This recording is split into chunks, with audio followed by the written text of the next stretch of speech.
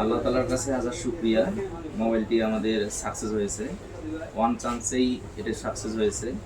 কারণ সবসময় আমরা জানি ধৈর্য সহকারে কাজ করতে হবে। আমরা ডবল কখনো চান্স নিব না, কারণ ডবল চান্স নিলে দেখা যাবে যে সিপিইউ ড্যামেজ হওয়ার সম্ভাবনা থাকে, মাদারবোর্ড খুলে যাওয়ার সম্ভাবনা থাকে। এজন্য আমরা প্রথমে পরিষ্কার পরিচ্ছন্নভাবে সুন্দরভাবে পরিষ্কার করবো সিপিইউটি এবং মাদারবোর্ডটি। পরিষ্কারের উপরেই কিন্তু আমরা এই কাজের সাকসেস যে আমাদের হয়, এগুলোর রেজাল্ট আসে সম্পূর্ণ পরিষ্কার পরিচ্ছন্নতার উপরে। যদি এখানে একটুকু বিন্দুমাত্র পেস্ট লেগে থাকে তাহলেও কিন্তু মোবাইল ফোনটি রান হবে না। কারণ যেগুলো পেস্টেড সিপিইউ এগুলো খুব সাবধানতা অবলম্বন করতে হবে।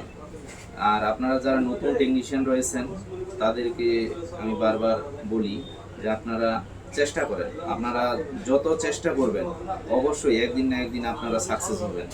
কারণ চেষ্টাই হইল সকল সাফল্যের মূল। আপনি যদি চেষ্টা না করে যদি ভয় করে বসে থাকেন তাহলে কিন্তু আপনারা সাকসেস হইতে পারবেন না।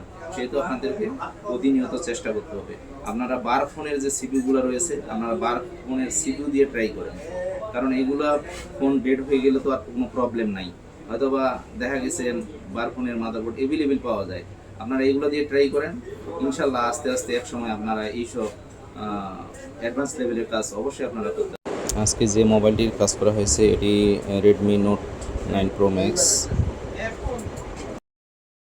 ওনাকে পঞ্চগড়ে এক আমাদের সহপাঠী ভাই বলেছেন যে আপনি সোনালী টেলিকমে গিয়ে মোবাইলটি দেখাইলে আপনার এই কাজটি হয়ে যাবে। ওনার কাছে একটা মোবাইল ক্রয় করার মতো অর্থ ছিল না, অ্যাভেলেবেল অর্থ ছিল না।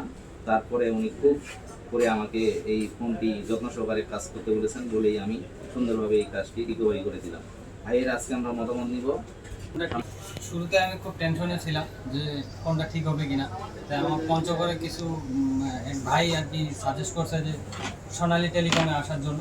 তো এখানে আসার পরে ভাইয়ের সাথে কথা বললাম, কথা বলে ভাইয়া আশ্বাস দিছে যে ইনশাল্লাহ আমি চেষ্টা করে দেখি। তো খুব টেনশনে ছিলাম, ইনশাল্লাহ এখন ফোনটা আল্লাহর রহমত ঠিক হয়ে গেছে। তো খুবই ভালো লাগতেছে। টেলিকমকে অনেক ধন্যবাদ আমাকে এত সুন্দর একটি কাজ করে দেওয়ার। আপনাকেও অনেক অনেক ধন্যবাদ, আপনি আবারও আমাদের শপে আসবেন। এখন আমরা কাজটি করে দেখাবো। আমরা সুন্দরভাবে সিপিইউটিকে হিট দিয়ে যখন পরিপূর্ণ হিট হয়ে যাবে তখন নাইফ দিয়ে সুন্দরভাবে আমরা সিপিইউটি তুলে নেব। প্রথমে নাইফটি দুই এক জায়গায় ঢুকানোর চেষ্টা করব, তারপরে আমরা সিপিইউটি তুলে ফেলছি অলরেডি। আমরা এখন মাদারবোর্ডটি ক্লিন করব। আমরা সিপিইউ এবং মাদারবোর্ডের মধ্যস্থ যে আঠাটি ছিল, পেস্টটি ছিল, সেটি টোটালি সিপিইউতে লেগে রয়েছে। আমরা আগে মাদারবোর্ডটি ক্লিন করব। মাদারবোর্ডটি ক্লিন করার পরে আমরা সিপিইউ ক্লিন করব।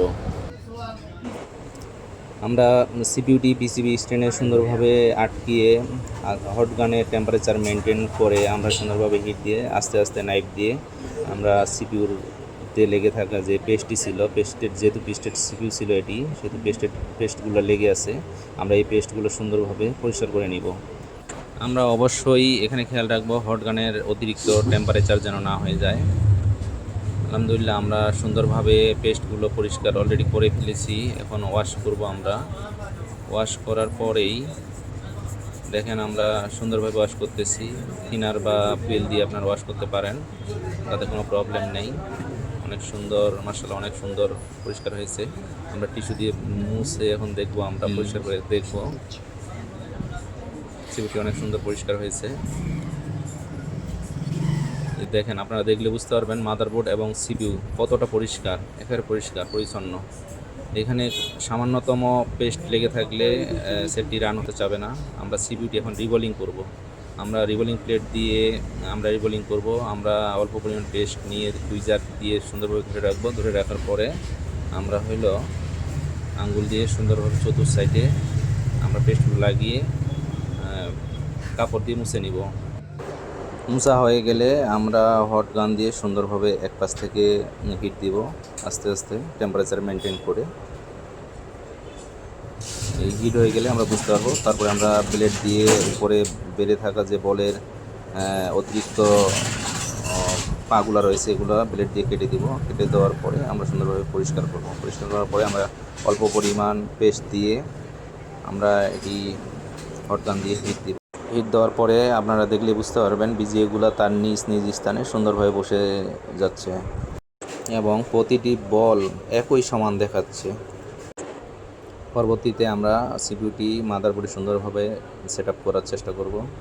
আমরা মাদারবোর্ডের যে মার্ক করা রয়েছে এই মার্কের মধ্যে সুন্দরভাবে সিপিইউটি বসিয়ে দিব। বসিয়ে দেওয়ার আগে আমরা একটু হালকা পরিমাণ পেস্ট লাগিয়ে নিব মাদারবোর্ডের মধ্যে।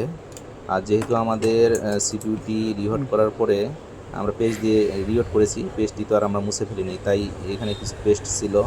এই পেস্টের মাধ্যমেই আমরা হলো সিপিইউটি লাগানোর চেষ্টা করব। বেশি পরিমাণ পেস্ট ভিতরে দিলে অনেক সময় হিট দেওয়ার সময় বাতাসের কারণে সিপিইউটি এক জায়গা থেকে আরেক জায়গায় চলে যায়, সেহেতু বেশি পেস্ট দেওয়া যাবে না। আমরা অল্প পরিমাণ টুইজার দিয়ে যখন পরিপূর্ণ হিট হয়ে যাবে তখন অল্প পরিমাণ টোকা দিয়ে একটু দেখার চেষ্টা করব যে সুন্দরভাবে বল বিজিএগুলো খেলতেছে কিনা। কারণ আমরা যখন টুইজার লাগাবো, যদি হিট এবং সম্পূর্ণ পারফেক্ট হয় তাহলে টুইজার অল্প পরিমাণ লাগানোর পরেই আমরা বুঝতে পারবো যে সুন্দর করে সিপিইউটি তার নিজস্ব জায়গায় বসে গেছে। আমরা এখানে হটগানের টেম্পারেচার রাখবো 315, এয়ার রাখবো 45 বা 40 এরকম। আমাদের সিপিইউটি লাগানো হয়ে গেলে আমরা কুলিং ফ্যান দিয়ে আমরা মাদারবোর্ডটি ঠান্ডা করার চেষ্টা করব।